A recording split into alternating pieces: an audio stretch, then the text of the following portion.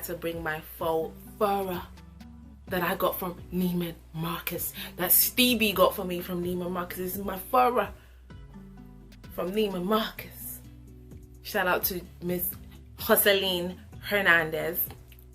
Hello and welcome back to my fabulous channel, honey. It's your girl Fleurette. Thank you for tuning in again for another review of Ready to Love season 4 episode 6 and 7. These 2 episodes have actually been my favorite episodes so far. Obviously it could get better, but so far these are absolutely my 2 favorite episodes. So we're going to talk about those episodes this evening, afternoon, or whatever time it is wherever you are. Okay, so we're starting off with episode 6 where nephew Tommy addresses the women and tells them that this week they have to date the men they are least attracted to. So the guy that, not the guy you're attracted to, the one you're least attracted to, you're supposed to go on a date with him and whatnot and whatnot. Okay, so the first people to go on a date are Alexis and Ron. They go on a date and I think they go to play golf or something like that. I mean, you're supposed to date the person you're least attracted to, so Alexis and Ron doesn't make sense. Are you lot following the instructions or are you just like winging it? It don't make sense to me. Then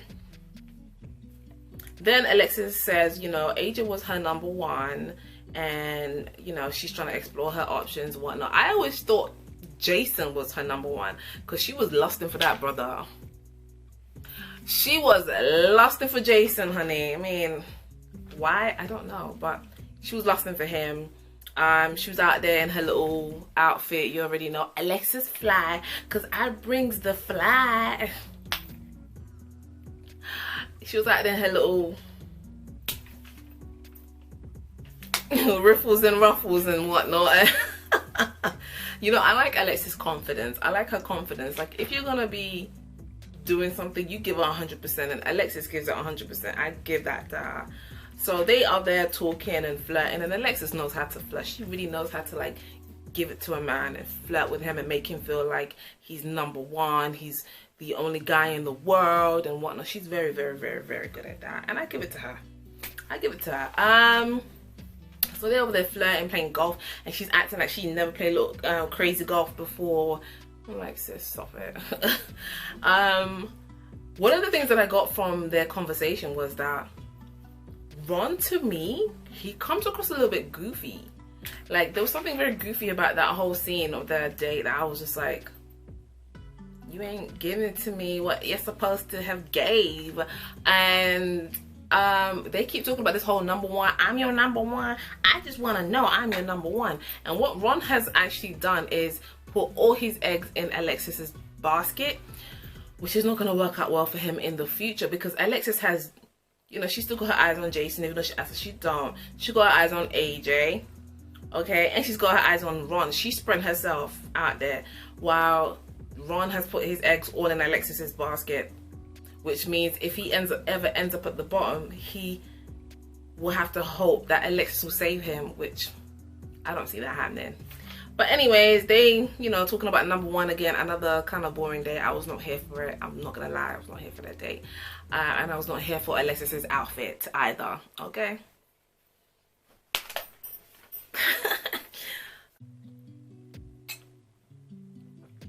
Now this one is a doozy. So now we come across, we come to Amber and AJ. They go on a date. I think this is like one of their first, just them two, just their date. I think they haven't really dated for the whole show, and that's because Amber was not feeling Jason and his attitude. So she gives it to him. She tells Jason, like, this is how you come across, this is how you sound, this is how you compose yourself, and I don't really like it. You know, you come across arrogant, you want a woman to come chase you and whatnot, and I'm not that girl. I'm not gonna chase you. You know, Amber was telling it to him, and to be honest with you, everyone has said this about Jason, that he comes across as the kind of guy that expects a woman to chase after him, because maybe he's been used to that his whole life. I mean, he's tall, he's dark skinned. I mean, come on, which I understand. So, you know, they have this exchange. I think Amber is the only, actually Amber and Kyra are probably the only 2 women who kind of make AJ they make AJ a little bit nervous. Like in that interaction, you could tell he was nervous, which he should be. Okay, because she's an attorney. Both of them are attorneys. That's why they get him all. And he said this thing that I felt was just the most cheekiest thing for a person to ever say. He said, oh, you know, people confuse my confidence for arrogance and blah blah blah. First of all, everybody can't be confusing your confidence for arrogance, and for you to think that everybody's confusing your confidence for arrogance is an arrogant statement. So therefore, herefore, and henceforth, okay, you're arrogant. You just proven it with your statement. If everyone, all these people that don't come from the same home, who don't know you from anywhere, all think you're arrogant, it's because you're arrogant. Okay, they're not all plotting together, coming together to attack you. It's absolutely ridiculous to think everybody's confusing my confidence for arrogance. Maybe you're just arrogant and you think it's confidence. Moving on. So now we move on to Chrysanthemum and KG, Chris Green. They go on their first ever date. She never dated this guy, honey. She's been looking up Ron this whole entire time. She's another one that put all her eggs in Ron's basket. Anyways, so she goes on a date she goes on a date with KG. I mean, it was one of the most boring dates ever. Because Chrysanthemum, what I realized about Chrysanthemum, which is so crazy that I hadn't realized this throughout the show, was that Chrysanthemum seems to have no personality. Like, she doesn't know how to hold a conversation. She doesn't know how to engage a person. She doesn't know how to show a person like that she's interested in what they have to say, you know, or ask questions that lead on to other things. Like, she's just dead. It's like, how are you? I'm good. Like, that's Chrysanthemum. It's like, sister, let me tell you something. You could be pretty and everything. You could have a nice body and everything. But, you know, there's only so much a man can do with a boring woman. And she's boring. I didn't even realize how boring she was. Honestly, this episode and the next episode, we really see how boring she is. She's hollow. She's a good looking package. And it's like, where's your personality? Where's your sense of humor? What happened to that? Work on it.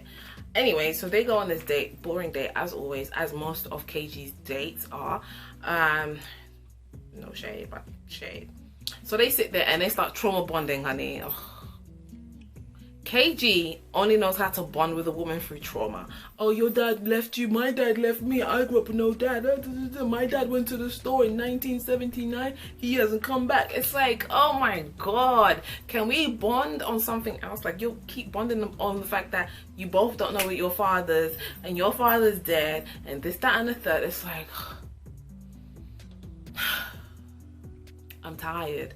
I'm tired of KG's trauma bonding. Like, I'm tired of seeing it every single time. That's how he bonded with Amber. That's how he's bonding with Chrysanthemum. It's like, choose another way to bond with a person apart from the fact that your fathers left you when you were children. Okay, thank you. Okay, so the next one is Amber goes on another date. Amber is busy, honey. She's booked and busy. These people want her. They want to date Amber. I don't blame them. So I'm gonna go on a date with Joel. You know, he's a real smooth talker. He's real, like, you know, just baby. You know, that whole Louisiana thing that everybody seems to find really, really attractive. I mean, I find it very interesting, but I personally don't think I could date someone who has that strong Louisiana accent, because after a while, I'm gonna find you annoying. Like, I would find Joel annoying. Yeah, baby. Like, every time, baby. And go over there. I would find it annoying. Some people find it like endearing and cute. I don't find it endearing or cute. Anyways, they go on a date and Joel's over there just flirting with her, calling her baby, you know, slowly pulling her guards down and whatnot. They flirting and I think they kiss on the cheek and whatnot. And she immediately says, oh, she feels so bad because they kiss. It's like, he kissed you on your cheek. Like, in some cultures, a kiss on the cheek, you kiss people on the cheek when you say hello and you say goodbye. Like, in my culture, we say, when I meet somebody, I kiss them on the cheek. And when I go, I kiss them on the cheek again. It's like, why is a kiss on the cheek such a big deal? Like, girl, stop it. Acting like you did more than that. Like I said before in one of my other reviews, I said that Joel gives me Troy energy. Joel gives me Troy energy. There's something about Joel that I'm just like, you come across like Troy. There's something creepy. You're too lovey-dovey. You're just too much, too touchy-feely. Something about you gives me Troy energy, and I'm not here for Joel. I'm sorry. Or his Louisiana accent. I'm sorry if you're from Louisiana. I'm not here for his nonsense, because to me, he's a red flag. Walking, talking, Louisiana red flag. So now it's Jason and Liz. They go on this little date. I think it's like a little picnic or whatever, little date that they go on, which is cute and everything. And they sit there talking, and obviously everyone knows that Liz is abstaining. She's abstinent. That's what she talks about. She loves the Lord, and if loving the Lord is wrong, Liz doesn't want to be right, you know. So that's her. She's for Jesus, team Jesus all the way, and I'm here for it. Liz talks about abstinence, abstaining, and she's like, she wants a man that's, you know, spiritual and whatnot, and he's gonna abstain. Jason, to me, and what he's portrayed himself, maybe behind closed door he's different, but like, he's not on that wavelength. And so I don't understand how she's gonna date him and he's not on that wavelength. Then she talks about abstaining and she doesn't want to do this, that, and the third. And he's like, yeah, if we're, you know, he agrees to it, like, yeah, I'm gonna abstain and blah blah blah. And I knew already, like, no you're not, no you're not, because you never noticed Liz until she wore that red dress. Before that, you never paid attention to her when she was wearing them capes. Okay, so therefore we know that you're here because you like her body. Yeah, so don't act like you're gonna abstain because your girl's abstaining, because really and truly, if you don't have the conviction for abstinence, you can't uphold it. Even when you do have the conviction for abstinence, it's still so difficult. It's so difficult, like, especially when you're around someone you are really attracted to and they're attracted to you. It's gonna be difficult. Like, you have to set such boundaries. Like, if you're abstaining, sometimes you can't go on dates at night because you just get that feeling, you know, it just takes over you. You can't be drinking on these dates. You can't be, you know, squeezing up on my thigh on these dates. You can't be kissing for too long on these dates, because it gets real intense. So like, Jason saying that lets me know that you don't know what abstinence is, because if you thought it was a walk in the park, that you're just gonna abstain and you've got no moral or like internal conviction as to why you're abstaining, just based on the fact that you just want to please your girl, you're not gonna uphold it. You're gonna cheat on her. That's a given. Okay, so I wasn't here for Jason and his fake love interest in Liz, because they're not compatible at all, and he just likes Liz because she's a curvy woman. Clearly he likes curves because he likes Kyra. We're moving on. So AJ and Kyra go on a date. They go on this really beautiful romantic date at this restaurant. They get like a private room. It's absolutely gorgeous. It looked like a gorgeous place. They were dressed really, really beautifully. She was wearing a gorgeous brown like leather dress. I mean, she can dress. Kyra can dress. She knows what fits her body, what looks good on her body. She looks absolutely amazing. So they go on this date and it's, you know, it's beautiful, and then like they start, you know, really sort of like trying to get to know each other more and whatnot. And then AJ reveals that he's never been in love, which is to me a red flag, because he's been in serious relationships. So it's like, this isn't gonna be your first relationship. This is like you've been in serious relationships, and he said he's never been in love. So you've been with women for like 3-4 years and you wasn't even in love with them. There's something going on with AJ. Like, there's a reason why he's so closed off. Probably some childhood trauma from somewhere, somehow. He reveals that, you know, he grew up very independent, loner kind of energy, which he gives off that energy. You know, AJ gives off the energy like he's a loner. He does his own thing. He just dances to the beat of his own drum kind of thing. He's also not a good communicator, which then we kind of start to notice, is that he doesn't know how to communicate his feelings properly. He needs to go see a counselor for that, honey. He needs to go see a counselor. So yeah, that date was absolutely beautiful. And I really liked how they looked. I thought they'd make a cute couple, AJ and Kyra. I loved it. I loved it. I loved it. So the last dates are Venetia and Dedrick, or Dedrick. I mean, depending how you spell it. I mean, pronounce it. They go on this little brunch spot that she takes him to and whatnot. And they sit down and have a conversation. The conversation doesn't even move. I don't even think Dedrick even ate. Like, I don't think he even ate the food that was in front of him, because he seemed to be so nervous by Venetia's presence. Like, she really had him rattled. It was crazy to behold. And they sitting there having this little dead conversation. And what did she say to him again? Like, I mean, he likes her. I mean, he made it clear that he likes her, and you could tell it was not reciprocated. She wasn't feeling him, okay, because her heart is for Joelle. And she talks about how she wants a man's man. She wants a man's man, you know, a man that takes the lead and whatnot. Which, to me, I just don't see Dedrick as that, or Dedrick. I don't see him as that kind of person. He's not a man's man. He comes across as the kind of guy that is led by a woman, which is not attractive.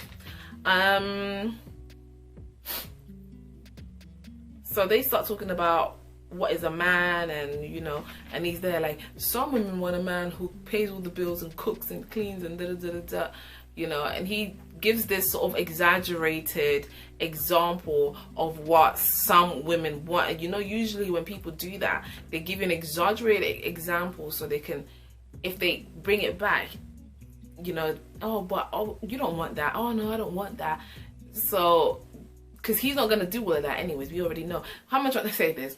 So someone will give you an exaggerated example of something to make it seem like what they want is more reasonable, because they would give you the absolute extreme of like a woman who wants a man to pay all the bills and buy over the food and take care of the kids and cook all the food, as opposed to just a woman who wants a man to just pay the bills. You know, so he's already showing, to me, I don't know, that whole conversation is disingenuous, and I feel like you're out here trying to manipulate the situation, because you don't come across as the kind of guy that would pay all the bills. You come across as the kind of guy that will 50-50 with a girl, with a woman. I mean, depending on what you like. Some women like it, some people don't. I mean, I'm not here for it, but some people don't mind it, okay? So yeah, I didn't really like that whole interaction. I thought it was so boring. It was dead. Dedrick. So yeah, so that was the end of that one. So, you know, this is the end of the episode, and people are voting who they want on, who they want off, who they're gonna vote off and whatnot. And it turns out that it's AJ and Dedrick who are at the bottom in this week. And there's this whole conversation, and you know, people are voting for AJ. I don't know, whether people vote for AJ again. I think it's just because they didn't really feel a connection with him, and they felt like he was a player. And with Dedrick, everybody thought he was like a friend. The same thing he said about Trissa, they said it about him. They all said, oh, he's more of a friend than anything else. So none of them were attracted to him. You know, none of the women were attracted. I would have thought Venetia would have been attracted to him, because I thought that would be her type. Because he, you know, I thought he was her type, but he wasn't her type. So at the end of the episode, Dedrick gets sent home. And rightfully so, to be honest with you. Because I'm sitting here like, how the hell you made it to this episode? Because, like, nobody's feeling you. What the hell's happening? So he should have been voted off long time ago, but yeah, he somehow made it to episode 6. So now we're gonna move on to episode 7. I had to change up my little prop for you guys to keep you guys engaged. So yes, so we're now in episode 7. So the, you know, Tommy is talking to the fellas, and he basically tells them that this week you guys are gonna introduce in women that you're interested in to your friends. So everybody introducing the women that they're interested in to their friends, and we see that interaction, which is very interesting. So let's go on. So the first one was Joelle and Venetia. Joelle introduces Venetia to 3 of his friends, 2 male friends and 1 female friend.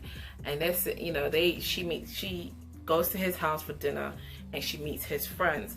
They have a little chit chat. And the woman, I forgot her name, one of Joelle's friends, she's real inquisitive. She's asking all these questions. You know, she's like, oh, you know he's a flirt now. Oh, you know he's a flirt. Da da da da da. You know, she came across a little bit for me. But Venetia also, she didn't come across too well. So Venetia talks about how, you know, Joel is her boo and this and that, and, you know, she's focused on him. And I think Venetia legit, when she was saying that, she meant it. Like, she really meant it. Like, she's focusing on Joel. She wants to build a future with him and all that kind of stuff. But what she didn't realize was that she was coming across really, really desperate, you know. She was coming across desperate. She was coming across needy. Desperation and neediness is so unattractive to men. You never want to come across desperate. Even if you like that man, honey, you want to act like you just like him a little bit. Okay. Until he's made things formal with you, you're still single. I think Venetia was behaving like she's in a relationship with him, and it's like, you're not in a relationship with this man. He hasn't made anything official. The show is still going on, and you guys are still contestants on this show. I think Venetia's behavior is probably gonna bite her in the future. And also the fact that she's put all her eggs in Joel's basket while he's over here kissing Amber and flirting with other women. It's like who do you have a connection with apart from Joel? Nobody else. You know, and also there was something about Joel and his female friend. When they were sitting on the couch, they were talking about Venetia, and like they had their arms like all up on each other, and I said, yeah, this ain't sitting well in my spirit, you know, because you're over here questioning this woman who seems to be into him, and you're the only person that's saying negative things was Joel's female friend. His male friends were like, maybe it's because she's really serious about you. That's why she's behaving this way. You know, it was the female that was saying the negative things. And for me, I was like, yeah, you're trying to sabotage the thing because you want the thing. You understand? So I wasn't here for his little female friend, okay? And I wasn't here for her little wig that she was wearing either. Okay, pull it forward. Okay, so now we go to Amber and KG, and KG's recording the podcast with his friends, and Amber goes there to meet him, and they have a conversation. So she meets his friends, and they're asking her, have you told anyone about your relationship with Joel? I mean, sorry, not with Joel, with KG. And she says no, she hasn't told her family, she hasn't told her friends, she hasn't told anybody. Which to me, I'm like, that's good, because for me, it's like, I don't tell nobody about nothing. Unless we're solid, we're in something serious. What am I talking about you for? What am I introducing to my friends? I personally, guys are more likely to introduce you to their friends than girls are. And the amount of people's friends that I've met, and I'm like, I just met you last week. Why am I being introduced to your friends? Okay, I don't like to meet people's friends or family members, because I'm just like, if this doesn't even work out, I'm gonna keep seeing your friends around town.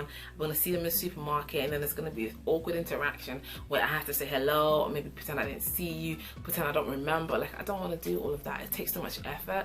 I personally don't like to meet people's friends. If we're nothing solid, I don't want to meet your friends or your family, because you're not gonna meet mine unless you bump into us and we were out. Like, I'm not gonna go out of my way to introduce you to them. So when they were saying that, I was like, he's not her man, so why would she talk about him to her friends like that? It's like, there's nothing, you know. And he also said he hadn't talked about her until this moment. So yeah, her friend, I mean, his friends seem to really like her. You know, Amber is very personable. Like, she seems like a nice girl, so his friends like her. I still don't feel like her and KG are a good match. I'm sorry. I feel like she's compromising a lot what she wants to appease to a KG, which ultimately in the end, it's because she's gonna build up resentment towards him, because she does want to get married and have kids, and KG's kind of like, yeah, kinda, not quite sure. Does it change anything? So I don't know, Amber, maybe explore your options. I don't know.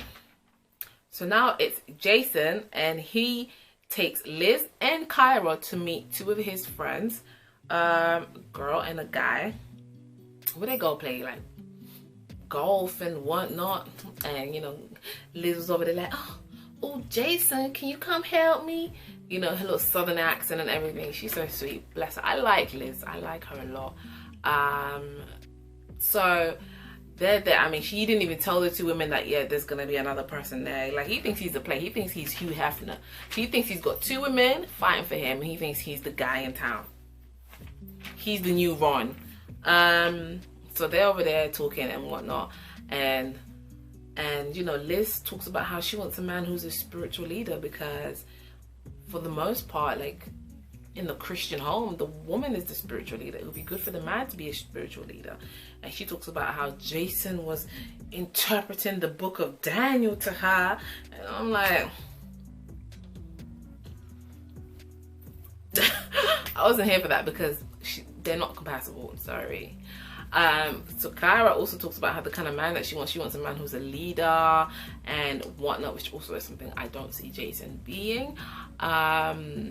And you know, he leads the house, and instead of the woman always leading, which is very, very typical of like Black American families and whatnot. I thought the date was just a bit weird. It's like, why are you taking these girls?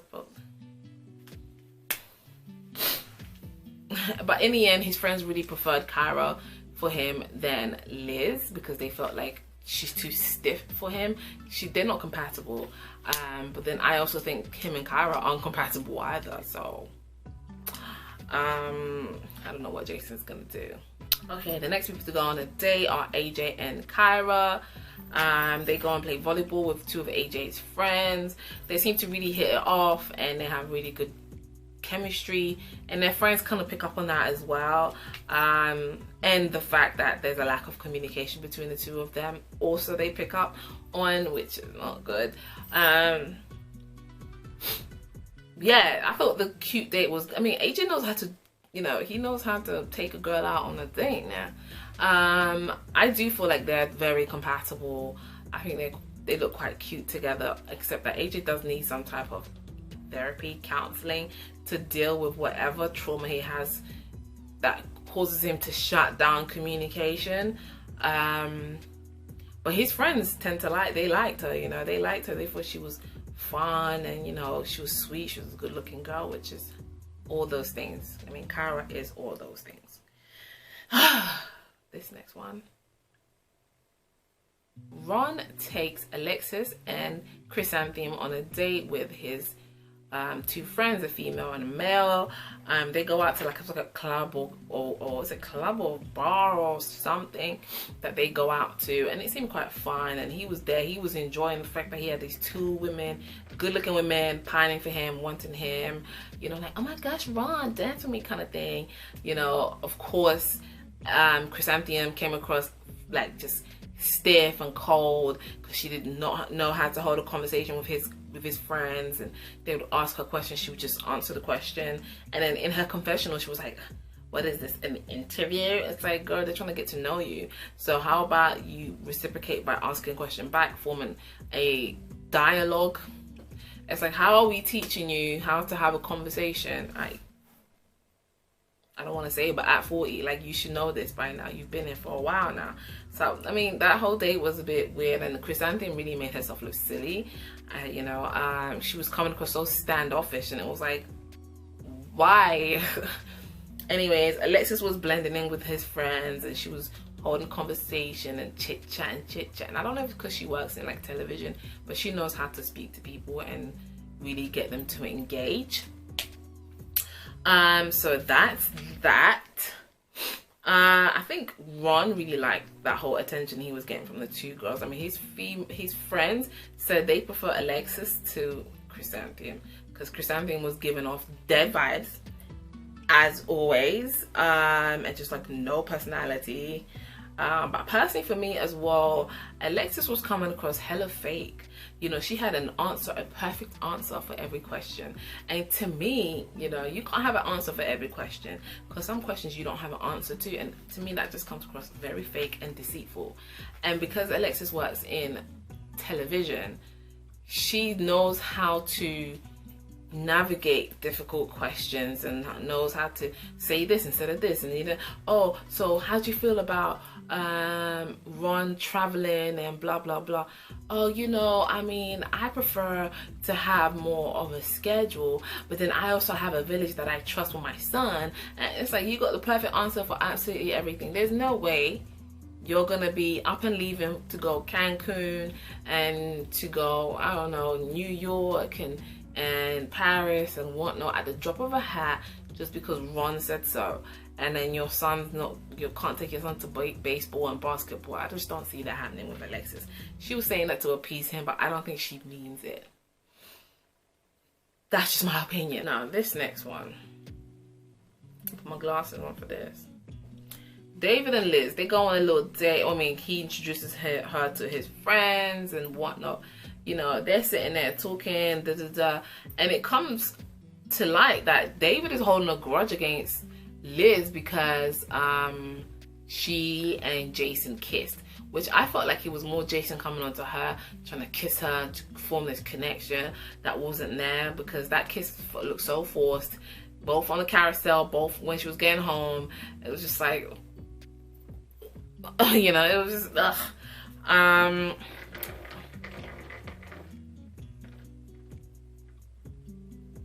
it's raining outside. Lord. Anyways, so he's unsure about Liz all of a sudden, even though Liz told him about the kiss to be open with him. And this is the thing as well, it's like sometimes when you're a woman and you're too honest with a man, he takes advantage of that, and he thinks that, oh, look how honest she is, or that tells me this and that tells me that. Sometimes lie to these people, bruv. Just lie to them, because when you tell them the truth, they don't want to hear it. Lie to them. Okay, because I would have been like, if Jason would have come out and said, oh, we kissed, I'd be like, I remember that, I never kissed you. Who said that? You know, I would have pulled a Portia. Who said that? Like, I don't know what he's talking about. I don't know what he's talking about. Anyways, he's now unsure about his, like, relationship with Liz, even though a couple episodes ago, I want everybody to think that we're together. David really came across like a prick in this episode, which to me, I'm just like, listen, David, you wasn't even in the last episode, okay? The fact that you're still here in this episode, and you're trying to make Liz look like a bad person because she told you that she kissed Jason. Really, Jason kissed her, which I don't understand how she let that happen. I would have pushed his face away. Like, move your dirty face from me, yeah? Because there's a whole virus out here, and you're trying to put your lips on my lips. Move yourself. Anyways, Liz then says that David is inconsistent. She's not really sure where she stands with him. And one thing I've learned from reading various dating books and whatnot, and listening to Tony Gaskins, when a man is unsure, he's letting you know where you stand. Because a man who is sure about you will never let you feel like he's unsure. He lets you know that he has a plan for you. Like, this is what I want to do with you. This is where I want to be with you. So the fact that he's unsure about Liz, that's him telling you that he doesn't want you. So it's not necessarily that he's going to outwardly tell you, I don't want you. His inconsistency is showing you that he does not want you. Which for me, I'm just like, David, you have a cheek, honey. You got all them kids and all them ex-wives, and you want to be treating Liz like this? I'm judging. I sure am. I am. Anyways, we're going to move on from that because we're going to talk about it a bit more later. So Jason now takes Kyra on a date. He's popping into Kyra. He loves her. He wants her. He wants all of that. He takes her to this some type of art museum thing that's showing, and he said it's one of his friends, this, that, and the third. I'm sorry, but Jason's dates are not as like cute and like romantic as AJ's dates. I mean, a private room in a restaurant, I like that. You know, and he said he wants to know Kyra more intimately. Something about him, Jason, just comes across like he's sexually suppressed or oppressed, because when he saw Liz in that red dress, all of a sudden he was attracted to Liz. Now all of a sudden he wants to be more intimate with Kyra. Like, what are you talking about? She's not your girl. I want to be more intimate. Then he takes her to this place, and then there's like artwork that's like showing like sexual poses, and he's like, yeah, I like this one. I was like, I bet you do. I bet you do, with your thirsty ass out here sticking your tongue down everybody's mouth. I don't know. Let me not say nothing. Let me not say nothing. Anyways, Kyra says she gets butterflies. Now let me tell you something. This is something I watched on one of these like dating shows, and she was talking about dating coach or a psychologist or something like that. And she was saying that when you get butterflies when you're on a date with a man, it's actually your body sensing danger. Because a lot of the times when we get butterflies when we're dating someone, we think that it's like, oh, I'm just so happy. I'm just like, oh, he just makes me feel so good and whatnot. Those butterflies apparently is your body subconsciously picking up that there's danger alert. Okay, so when you're around a man or a woman who gives you butterflies, your body is telling you there is danger. It's like when you're on a roller coaster and you're just about to drop down, right? You get that feeling in your stomach and it's like almost like your stomach is empty and you could have had a whole burger or something and it's just like, you know, like you're really anticipating that drop. It's because your body is like, oh, there's danger, you know, so you're like bracing yourself. That's literally what butterflies are. It's like it's your body's telling you that there's danger ahead. So ever since I heard that, no joke, every person I'm around that I get butterflies with, I'm like, yeah, this is a dead one. Danger. So when she said she got butterflies for Jason, I was like, yeah, red flag. Red flag, because you ain't getting butterflies for AJ. Because the real true sense of that you're gonna be compatible with that person apparently is a sense of peace. If that person makes you feel at peace, calm and safe, that's usually good indications that this is probably something that's gonna last. But when you're getting butterflies, it's because you're subconsciously picking up that you're in front of danger. It's because you're around that person. And when you think about it, when you are in that la la land and you just like, oh my gosh, butterflies, you don't think straight. You let things slide. You don't say what you want to say because you want to hold on to that feeling forever and ever, and it never lasts. So butterflies are an indication of danger. So when you're around somebody and they give you butterflies, understand that that person is not good for you and it's gonna crash and burn anytime now. You heard it here first. So the men now head to the man cave and they'll get a little drink, and then, I mean, this part of this episode, oh my gosh, let me drink. Let me get my drink.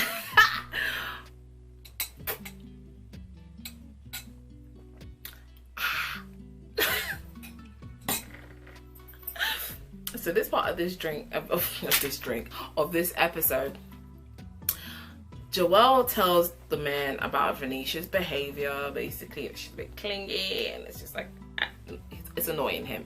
He's not feeling it too tough and whatnot. And then Jason starts talking about his connection with Liz and Kyra, but mostly more about Kyra. And oh my God. And then Jason starts to cry. Like, he legit starts to cry. This is the second time he's been emotional in this man cave.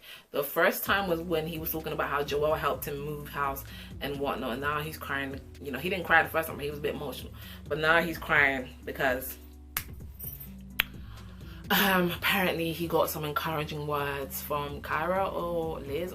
I think it was Kyra. And all of a sudden he's just like, you know, broken down. He's real emotional.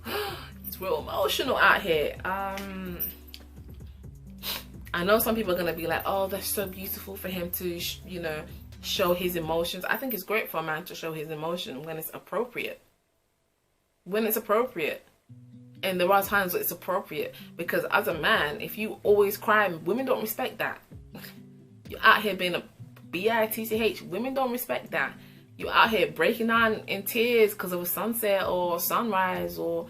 You know, it's just like women don't respect that. Maybe you're crying over the Lord. Okay, we get that. Sometimes, you know, you think of God's goodness, you start to cry.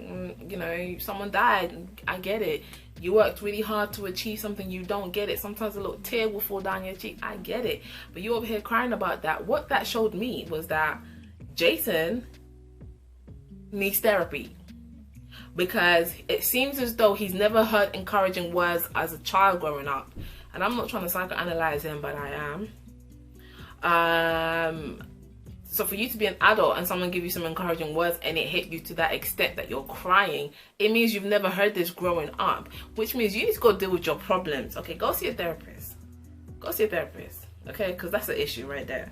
I wasn't moved by it. You know, like that scene was so awkward for me to watch. I think I had to like mute it. I was like, I didn't want to hear it. I was like, I'm sorry. For me, it's a no. That's not your wife. Why are you crying over her? So now, This is the real bit. This is the real tea. So now Tommy asks the guys, if you had to choose one woman, who would it be? If the show was to end today, you had to choose one woman, who would it be? So he starts with AJ, right? AJ says, Kyra. Understandable. He seems to have a connection with her from jump. No problem. Joel. He says, Kyra.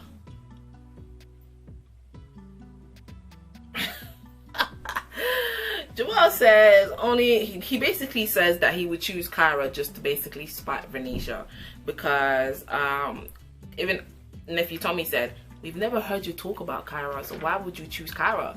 Everyone thinks that Venetia is your number one, and he basically said because she's been kind of annoying him and whatnot, being clingy, he would choose Kyra. So you would choose Kyra to spite Venetia. Okay. David, he then says Kyra as well.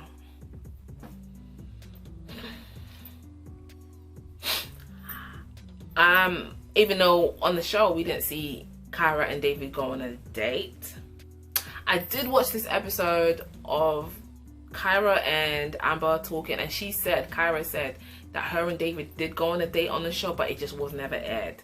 It was boring, that means, okay? That's what that means. But so she does say she's been on a date with David, but this was a long time ago. So now David is choosing her over Liz, and Liz was supposed to be the girl for him. See, this is why I'm starting to look at David differently, because I've always been like Team David. I like David. I like what he's doing. He's now on his social media talking about, oh, it's editing and this and that. It could be editing, but you still sat there at that man cave and chose Kyra over Liz. You can't tell me that's editing, okay? Don't do that. Don't do that. When you've been talking about, you've been foaming all over Liz, even though she's out your damn league. Kyra's also out your damn league. And now all of a sudden you're willing to throw Liz under the bus because you think you have a connection with Kyra. It's so flipping delusional. This is the delusion of some men. Because let me tell you something. Me all the way over here in London, the UK, I know that Kyra and David don't have no connection. Okay? So if he doesn't know that, it means he's deluded. I'm sorry, I said it. Jason also gets all like, oh, what are these guys doing? I mean, me and Kyra, that's, you know, we have a connection. We kiss, bro, and I'm not talking about no pig. It's like, stop talking about kissing people, because honestly, the imagery of that for me is very uncomfortable. I mean, so what? You kissed her. You're acting like you married her and got her pregnant. Okay, so you kissed her. What else? What else? What else is new? Like, what else is new? People be acting like, yeah, I kissed her, so that means she belongs to me. It doesn't mean nothing. It means you kissed her. That's it. That's it. How you know she didn't kiss other people? Find out. Go find out. KG chooses Amber, and obviously Ron chooses Alexis because he can pronounce her name and he can't pronounce Chrysanthemum. Chrysanthemum. Okay, so in this episode, Liz ends up in the bottom, which is so surprising to me, and Chrysanthemum ends up in the bottom, which is not that surprising to me. They end up in the bottom, and who's talking to Liz? I can't remember who was talking to Liz.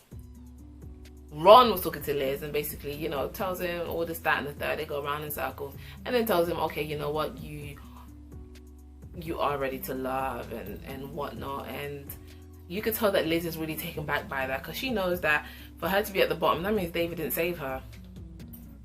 Stop putting your eggs in all these men's baskets. Anyways, and then Chrysanthemum has another date with KG, and she kind of susses it that, yeah, this is something's going on, which makes sense because they've been on a couple of dates already and they don't have a connection. So she already knew that she's about to get voted out. So they have a little chit chat. She's super cold. It's like, hey, how are you? Good. Even the way she hugged him was just like so cold. There's something about her. It's so unnecessary, her behavior. But yeah, Chrysanthemum gets voted out, and personally for me, I feel like she deserved it because she's boring and she has no personality, and she needs to go find a personality somewhere. and implant it into her mind, because she's not giving anybody anything. Okay, as we're nearing the end of this season of Ready to Love, I'm gonna start doing weekly reviews. So next week we're gonna get the review for episode 8. And I think it's going to be a very interesting episode, because I think Liz confronts David, which is something I want to see. But thank you for watching. If you've watched this whole video, I appreciate you. Click that subscribe button and like this video. I appreciate everything that you're doing. Tell all your friends about Fleurette's channel, and make sure to tune back here on Monday for another review. Okay, rich auntie vibes.